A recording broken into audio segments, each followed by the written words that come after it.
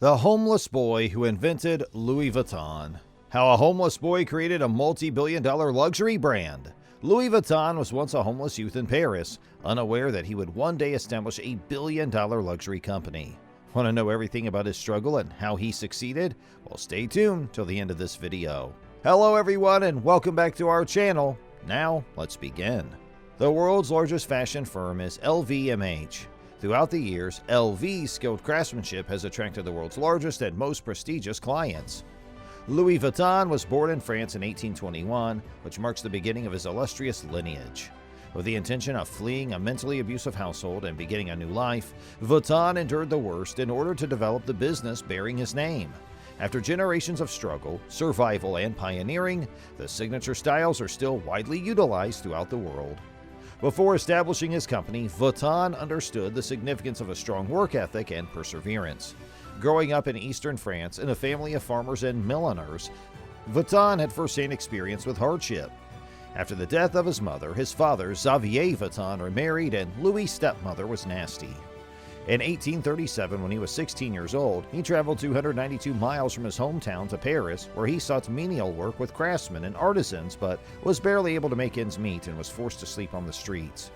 According to Rebag, Vuitton arrived in Paris in the midst of industrialization when long-distance travel had become more convenient.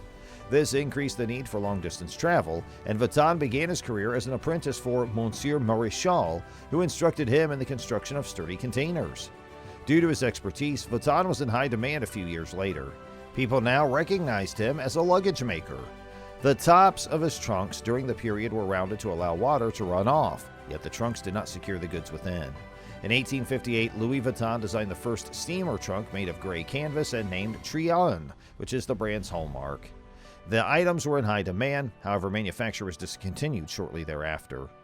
In 1870, as the result of the Franco-Germanic War, the family was forced to abandon their home and survive in camps. Due to the scarcity of food, the family nearly died of starvation. According to the Good Life France, Vuitton went home a year after the conclusion of the war to discover his workshop devastated and his materials taken. Vuitton was able to open his new store in a posh section of Paris, France, since property values had decreased substantially following the war. After a few months, his business took off, and he got orders from all over the world. He founded a store in London where he also received royal orders. Georges Vuitton, son of Louis Vuitton, devised an impenetrable lock system in 1886. Louis Vuitton died suddenly in 1892 at the height of his company's success.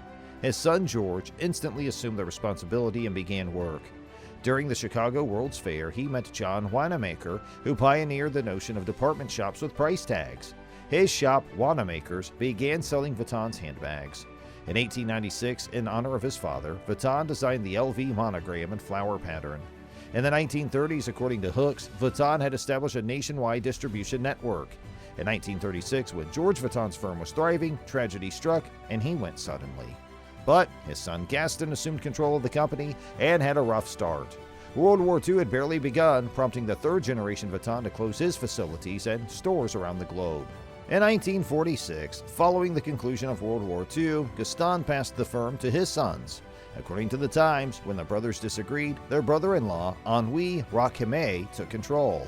In 6 years, revenues climbed from $20 million to $260 million after LV entered the retail market. Racquemet united the company with companies such as Hennessy and established the LVMH brand. Racquemet, who has since been the CEO since 1989, appointed Bernard Arnault as his ally. When sales declined, the brand cooperated with artists such as Vivienne Westwood and Manolo Blahnik to create the 100th anniversary editions, which gave LV renewed energy. Since then, the business has experienced consistent growth and expanded into the watch, garment, and eyewear industries. The brand evolved from being unremarkable to having a net worth of $28.4 billion, making it the most valuable fashion firm in the world. Hey, that's all for today's video. We hope you enjoyed it. Please don't forget to subscribe to our YouTube channel to see even more incredible videos, and we look forward to seeing you next time.